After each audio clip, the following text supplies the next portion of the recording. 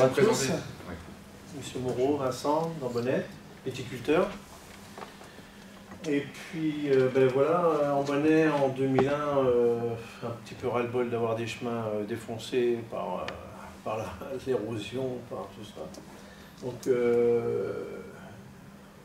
j'ai été élu conseil municipal et j'ai voulu m'occuper des chemins à Ambonnet. J'ai rapidement trouvé quelques collègues qui ont bien voulu me donner un petit coup de main, et puis on s'est lancé sur la constitution du NASA. Donc j'ai été fédéré un périmètre, on a dessiné un périmètre, au terroir d'Ambonnet, on s'est arrêté au terroir d'Ambonnet. Et puis nous, on a essayé de faire quelque chose d'autre. C'est-à-dire qu'on était convaincus que pour solutionner les problèmes d'érosion, il fallait mettre de l'herbe. Alors, dans le pourtour des vignes, et puis dans les vignes. C'était en 2001. Donc c'était le désert de Gobi à Ambonnet. Et bon, ça n'a pas été simple, on a mis pas mal de temps. On a mis 7 ans à constituer l'ASA en 2008. Pour trouver un consensus, c'est-à-dire qu'on a opposé deux projets, un projet doux, un projet dur, et on a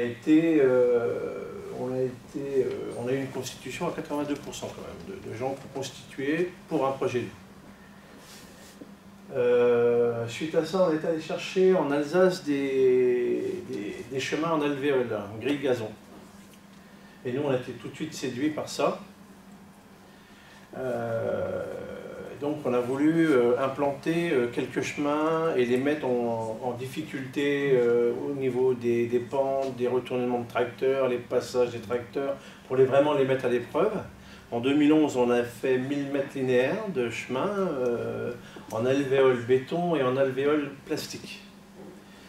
On a été suivi par l'Agence de l'eau, CIVC et Conseil général.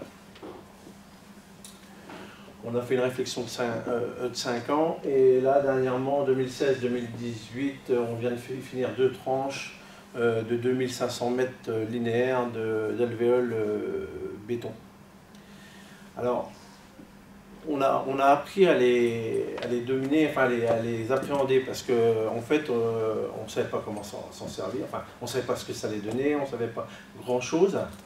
Mais on a voulu essayer d'optimiser les choses, donc on les a mis à plat. C'est-à-dire que les chemins sont bien à plat, en 3 mètres de large. Donc l'eau coule sur les 3 mètres. Donc on n'a pas de...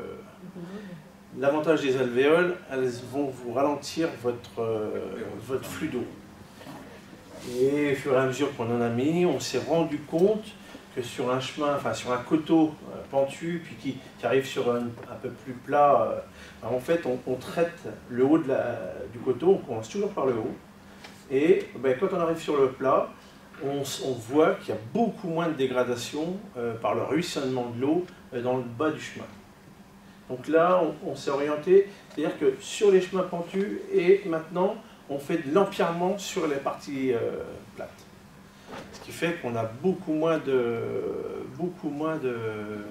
coûts au niveau de l'infrastructure.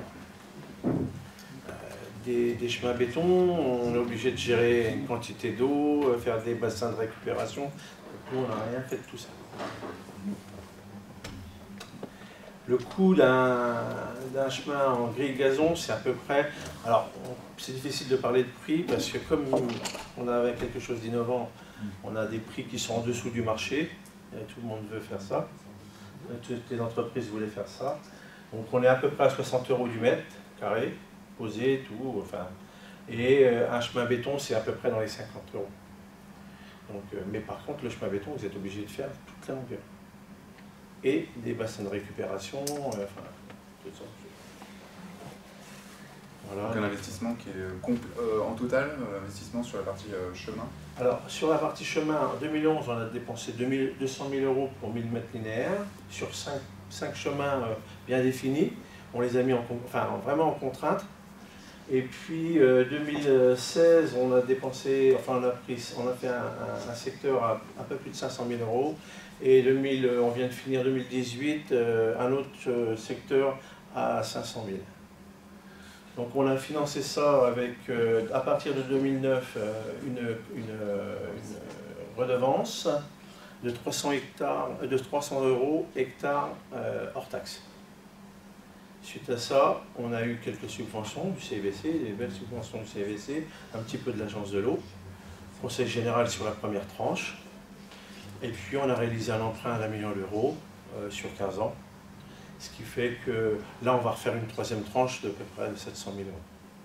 Et on couvre beaucoup, enfin une grosse surface du secteur d'Ambonnet. On a 386 hectares. Ça n'a pas été simple à mettre en place, surtout quand on prenait l'herbe. Maintenant, les vignerons sont contents. Quand ils font un traitement, ils gagnent 1 heure. Et l'usure des premières tranches? On ne voit pas de problème, hein, elles ont 9 ans, hein, la première tranche. Alors le plastique n'a pas tenu, hein, on est obligé d'arrêter ça tout de suite. Il avait été conseillé par l'agence de l'eau. Les pavés, c'est des pavés Chronimus qui font 12 cm d'épais.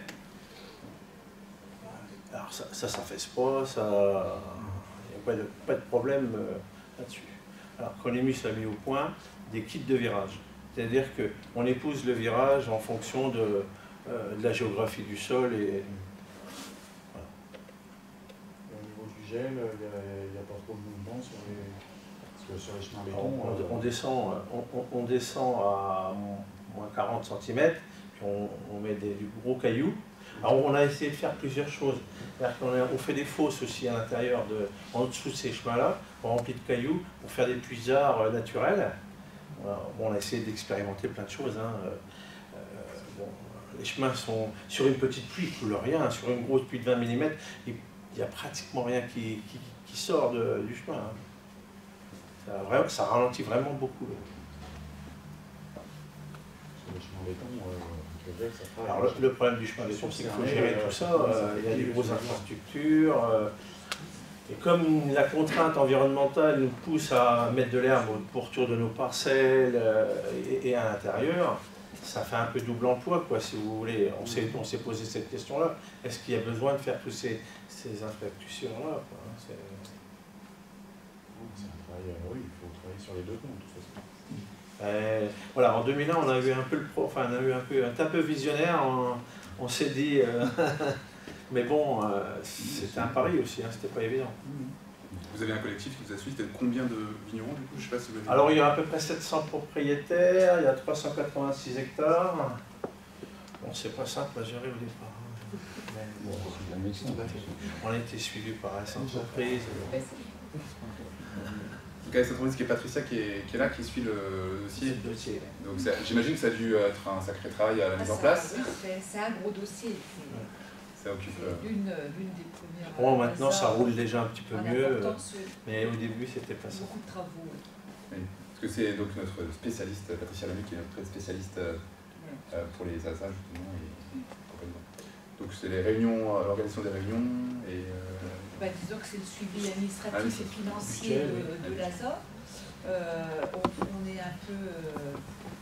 On accompagne le président parce que nous, on n'intervient pas dans les décisions de l'ASA. On accompagne, voilà, on fait le lien entre le contrôle légal de la sous-préfecture, voilà, la préfecture, contrôle de la légalité, voilà, excusez-moi, avec le trésor public. On fait les liens et puis bien sûr tout ce qui va avec.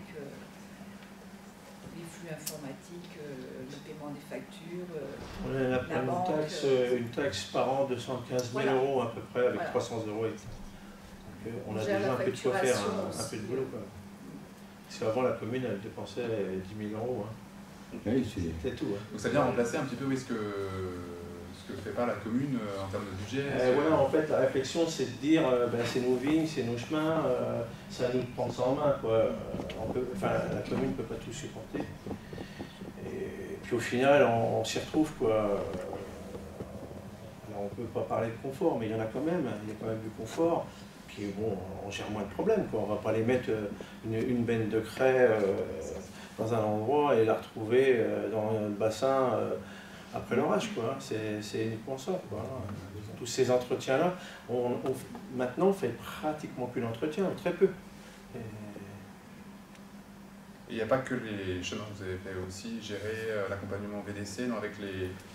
Alors, non, on n'a pas géré... Non, c'est plus la partie haies. Alors voilà, ouais, moi j'avais à cœur de mettre des haies dans le vignoble avec, pareil, un groupe de vignerons chambonnais. Et c'est Antoine Coutier qui s'occupe de ça, donc à travers l'ASA, on a un petit module, et Antoine s'occupe de rassembler les projets de mise en place de haies. Alors il y a aussi l'association foncière de... enfin, côté champ qui vient avec nous, et puis les vignerons qui souhaitent mettre en place un projet de haies, d'arbres, enfin de tas de choses comme ça. Parce que ça reste quelque chose qui est d'actualité aussi, l'implantation de haies par rapport ça à... Ça change un petit peu le paysage. Et ça permet d'être certifié... après, si on cherche une certification. Mais au-delà de ça, on a un vignoble qui est quand même qui est ouvert. Là, hein, les parcelles désherbées complètement, on commence à les voir parmi les contraires. Ouais. Si ça intéresse quelqu'un, Rivière-la-Montagne, de venir voir, il n'y a aucun souci. J'avais proposé d'ailleurs à la section d'aller faire une petite escapade chez vous. Mais c'est juste qu'on a faute de temps, on l'a toujours pas organisé. On va faire ça si vous voulez, on peut faire les intermédiaires. Bah oui. Non, mais c'est très intéressant. Et dans les endroits où il peut y avoir des sources, ça va bien passer. C'est là que vous avez fait au moins les troupes. Alors, on installe des chemins dans les endroits aussi où les viticulteurs jouent le jeu. Parce qu'il y a quand même un problème sur ces chemins-là. Si vous désherbez et que ça ravine et que ça vient obstruer le chemin, ben forcément, on ne le fait pas, quoi. Donc, on a au départ signé des chartes avec des viticulteurs qui étaient dans les secteurs. Est-ce que vous êtes d'accord pour ne pas désherber déjà le pourtour du chemin, quoi, hein. C'est un peu donnant-donnant. Hein.